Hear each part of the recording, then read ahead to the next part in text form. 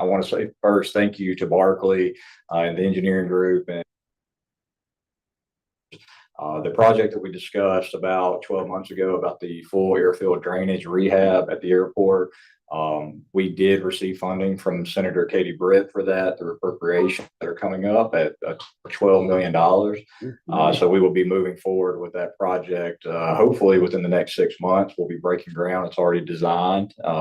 So just wanted to give you guys that update. And again, thank you for your help through that planning process that you guys provided to us. We are going to be taking some of your design work into that full overall design. So thank you. We are also investing in a full LED lighting conversion for the entire airfield to reduce some of the delays and maintenance issues that we have during lightning and severe storm events. We should be breaking ground on the electrical within the next 12 months as well. That's more like a completion of about 14 months. And then we're also developing a new fire station as well, upgrading from our 1963 fire station that we have. So all in all, we have about $19 million we're going to be investing in our airport here in the Wiregrass over the next 12 to 14 months. It's because of partnerships with Houston County, Dale County, and the city of Dothan that we're able to match that money and plan those projects and save any kind of dollars and cents where we can on the design processes. So again, I just want to say thank you very much for what Barclay and the county engineers did on the front end of that. The airline is expanding to they're running larger aircraft than we anticipated over these past 6 months. We're hoping that will follow through the winter time. It has shown an increase in passenger capacity through the summer, and so we're hoping that remains the same through the winter time. So we should be able to stay about the same, if not expand a little bit through the winter time if the passengers keep using us. So that's it in a nutshell. We've got a total of $30 million invested, excuse me, in about 30 months at the airport total. So we're very proud with that and just happy to keep pushing along in the right direction. And thank you for all that you do for us as commissioner and the chairman. Yeah, thank you. Thank you for the great job. And thank you also for continuing to keep us up to date. I know we have some possibilities with this future contracts coming up through Rucker that may do some great things for the area as well. So we will see. Absolutely. And we are we're striving hard to continue that relationship with Fort Rucker and the general. If you've been using us, you'll see some improvements with directional signage for the soldiers and things like that. And we plan to keep that relationship strong and moving forward. Awesome. Any questions or comments by members of the commission? Thank you all very much. Thank you. Good day. Yeah, thank you. Item number 2 is a presentation by Southeast Intervention Group, Incorporated, Elson Tonto. He is the new executive director. Good morning. Thank you for letting me come today. And I kind of want to start off with a question. How many folks have ever even heard of the Southeast Intervention Group or the Herring Houses of Dothan? Not many. And that's kind of why I'm here today. So I am representing the Southeast Intervention Group. We are a level 3.01 substance abuse treatment program, long-term residential program that is operated right here in downtown Dothan. We're on the corner of Main Street and Herring Street. Right over here, we own we have 6 properties that we operate out of, and we have 30 beds, 20 men and 20 women that live here in our area that come from all over the state. We are a state-funded primarily through state block grants, through the Alabama Department of Mental Health. And we are the only certified program like ours for hundreds of miles. We draw from all over the state of Alabama, and we provide substance abuse treatment for people who are wanting to change their lives. This is, we've gone on, like I say, for 18 years, but traditionally, most people don't know we're here. We provide a very important community resource. Many of the clients that go through our program, a lot of them have found long-term recovery, and Dothan is such a good place to live. We've got a very strong recovery community in this area, and a lot of folks relocate here, wind up getting jobs in the area, and become members of the Dothan and Houston County area. I think that, and we're going through a period of transition. Our program was started, like I say, by quite a while back, and if I'm stumbling, I'm a little nervous. Dr. Larry Kirkland started this program with the help of his family and some close friends, and he built this program from the ground up over a matter of time. And in all those years, we've been, the Department of Mental Health in the state has given us nothing but high marks as far as what we do. But what we've never done, and what Larry never did, was we have not informed the community, I believe, as well as we should have, about the good that we're doing here. In today's world, mental health is in the news. I mean, it is no secret anymore that mental health issues and substance abuse issues, they cross all boundaries. They're in, it doesn't matter where you come from. It doesn't matter who your family is. This touches pretty much all of our lives. And I would, in most of the times that I speak with people, just about everybody has known someone that they cared about that could have used some help at one time or another with some of these issues. What we really want to do, and we are a 501c3 nonprofit. We are board driven, and we're going through a period of transition. We lost Larry 2 years ago, very unexpectedly. After Larry passed, we had Dr. Joseph Johnson, who was a local pastor at Evergreen Presbyterian, and a lot of folks knew him. And then he recently lost a battle with cancer. And so our board right now we feel like now is the time to let people know we're here. We are doing this thing, and we can be a resource to this community. We've got some goals like furthering our grants and expanding our program to provide outreach and resource for anyone who just wants information, whether or not they wind up being a client or a member of our residential program. We want to be a resource for anyone, family members who don't know where to start and how to get help for the people that need it. And our program is very vested in helping people who want to help themselves. We don't provide just housing if you pay your rent. We hold people accountable. We provide licensed staff that works with them on their issues. In all these ways, we help them a lot of folks come to us court referred. They come to us with very, very little. These are people quite often that have lost everything in their lives and have alienated themselves from their support systems. We help them develop a new support system. We help them get their driver's license. We help them get insurance. We help them find a job. And then we hold them to a certain amount of accountability so that they can hopefully complete our program in 3 to 18 months. And then go back out and start their lives a sober member of our community.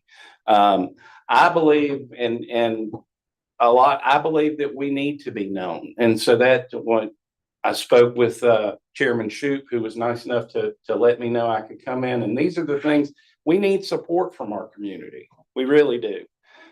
We need more board members. We need involved community members who want to help see this vision through, where we can help people. And we're helping people today. I do believe we're saving lives. I know this. I've got lots of people over the years. I've been involved since 2016 on the board level.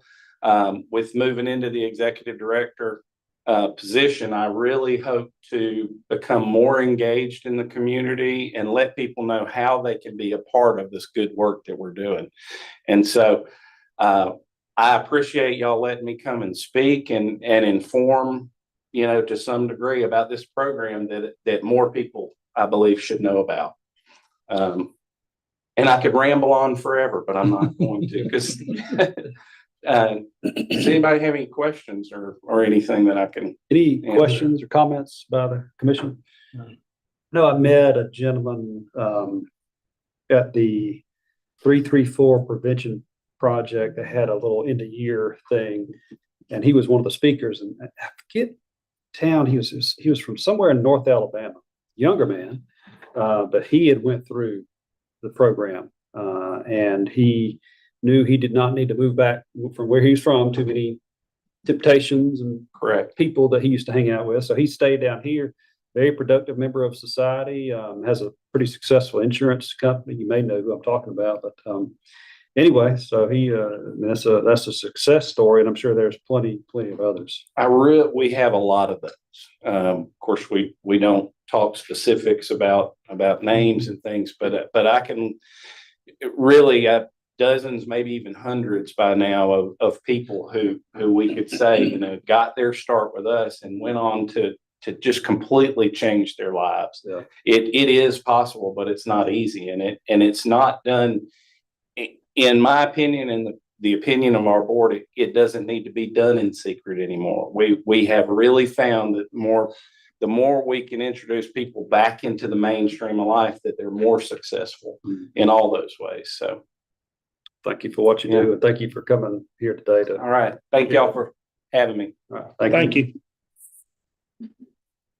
All right, final presentation is the 2025 Wicksburg 6U Baseball State Champions. Commissioner Ivy. Yes, sir. This is an email that was sent to me from the head coach, Aaron McDaniels. Due to the time and the 6U baseball team was not able to be here. Last meeting, they were going off playing the state tournament, World Series tournament, and now this time school has started back. So we did a little timing issue. They played in the state tournament in Troy, June the 19th through the 22nd, where they went on to be 6-1, beating Hartford 14-4 to become the league's first coach picked state champion. Then the World Series was played in Dunn, North Carolina, July the 25th through the 27th. They placed fifth, most notably beating Tennessee 22-18 in extra innings. Lost two tough games by one run, most notably losing to Texas 14-13 after falling short from a comeback, being down 14-6 in the top of the sixth to knock them out of the tournament. These young players fought hard and have achieved some spectacular goals for Wicksburg Dixie Youth Softball and Baseball League. Look forward to what they will do in the future as these players stay together and continue to grow. The following are the players and the coaches. James Sullivan, number 5. Memphis Woodham, number 1.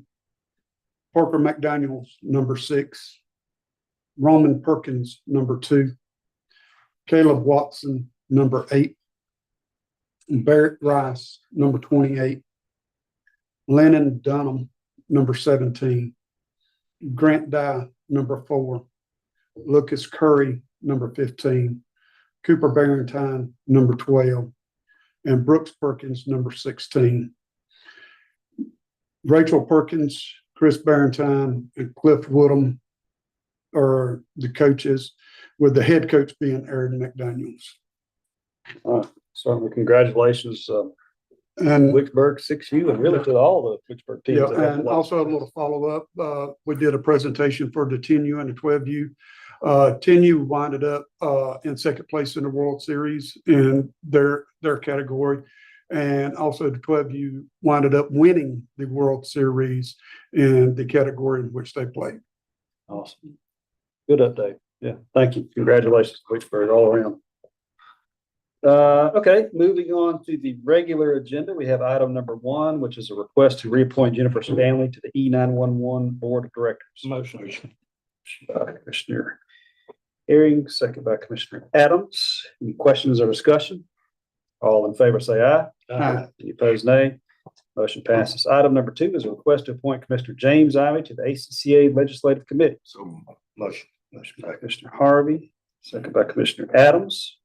Any questions or discussion? Any last thoughts? No, sir. All right. All in favor, say aye. Aye. Any opposed, nay. Motion passes. Item number 3 is a request to award bid to Divco Data, the lowest bidder meeting specs for the outsourcing of mailing and printing for the Revenue Department. Motion. Motion by Commissioner Ivy and second by Commissioner Harry. Any questions or discussion on this item?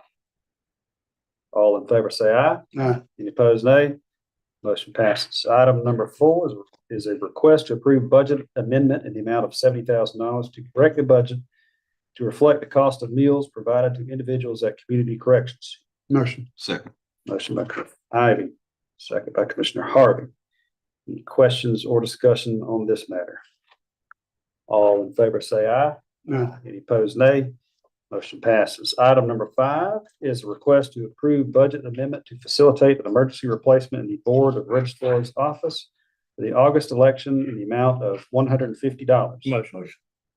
Motion by Commissioner Herring, second by Commissioner Adams. Questions or discussion on this item? I was trying to understand that again, Peter, exactly what was going on with this? This was a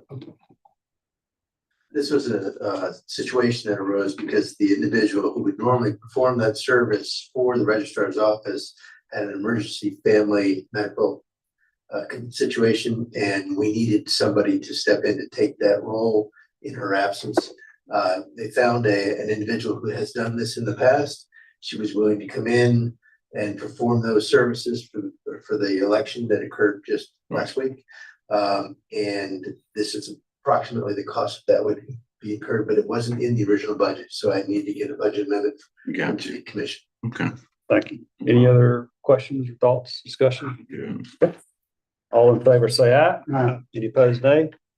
Motion passes. Item number 6 is a request to award bid for inmate transport to Homeland Protection and Transport. Lowest bidder meeting specs and accept Blue Knight Corporation and security transport as backup/secondary as needed. Motion. Second. Motion by Commissioner Herring, second by Commissioner Adams. Any questions or discussion? All in favor, say aye. Aye. Opposed, nay.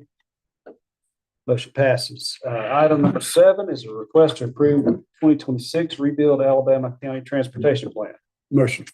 Motion by Commissioner Ivy, second by Commissioner Adams. Okay.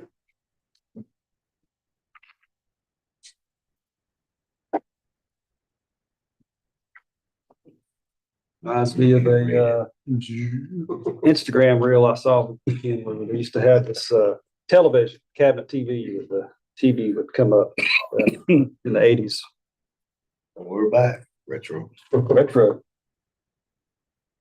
I know this is relatively small, but it's kind of hard to show the whole spreadsheet without you zooming in. So I do have a map over here to the right showing the roads that we're proposing to pave, as well as the dollar amounts associated with each road. So if anybody in the audience or wants to look at it after the meeting, glad to. over there. Okay. So, you know, we kind of do this every year. This is required by the Rebuild Alabama law that was passed, that we present to y'all a transportation plan, how we plan to use the monies that we receive through Rebuild of Alabama each year. This year, the first 5 roads are rollover roads from last year's plan that we did not get to due to the storm work that we did the previous year. So I'll kind of roll through the roads real quick and then we can kind of talk about Bill Yance Road, Bernie Folks Road, East Cook, Rice Road, Judge Logue Road. Like I said, those 5 are on the previous year's plan, so we haven't gotten to those yet. So we have to roll them over to this year's plan. New roads that we're proposing is North Broad Street in Cowards, Bluff Springs Road in Cowards, County Road 90, a section of County Road 95 North, Decatur Road down around Madrid, and then County Road 9 South. Those 5 are what we're able to pay in a given year rebuild budget, as long as the The bond payment is still in effect. So I think, I just want to kind of express the importance. If you look at the mileage, the total mileage is 22.49 miles in the proposed plan to pay. But if you take out the rollover roads, that number drops to about 10. So I do want to express this in the middle of trying to approve a budget, the importance of county funds being used for paving roads. We need every dollar we can get to continue to try to make a dent in this 800 plus paved miles of roads that we have to maintain. So, and you can do the math, 10 miles out of the 800 is not a very good, percentage. So, y'all got any questions? Tyler, what part of Judge Logan is that remind? So that is gonna be from, Hilltop to Atkins. So Okay, the very far end. Okay. That's the only part that hasn't. I mean, there's some parts that use, but that's the worst. Yeah. So, We just want to credit the roll on the road. The tornado in Cottonwood, the pipe we had to do that year. It's why we've got this many roads, but in a normal year, this is 10 miles. FYI. Any other questions? Comments by the commission? Thank you, Tyler. And I say this all the time, but I'll say it again, you know, this Rebuild Alabama was the gas tax that was passed in 2019. And so the law says we have to use this money on resurfacing projects. And people always ask, well, where's my tax dollars going? There's your answer. As you can tell, it doesn't go as far as you think it will. All right, see, we have a motion and a second. All in favor of approving their 2026 Rebuild Alabama Transportation Plan, signify by saying aye. Aye. Any opposed, nay? Motion passes. Staff reports, Mr. Chief Administrative Officer, Thank you, Mr. Chairman. No reports today, sir. Mr. County Engineer. We have 3 closed roads, Fernie Folks, Womack and Cumbie, and they currently are paving on Ben Ivy right now. Okay. And then we're gonna be paving Pravat, D Hodge and Cumbie in the next few weeks. So Gotcha. Okay. Good deal, Mr. County Attorney. All right, any questions for the staff by members of the commission? All right, hearing none, at this time, I'll entertain a motion to adjourn. We are adjourned.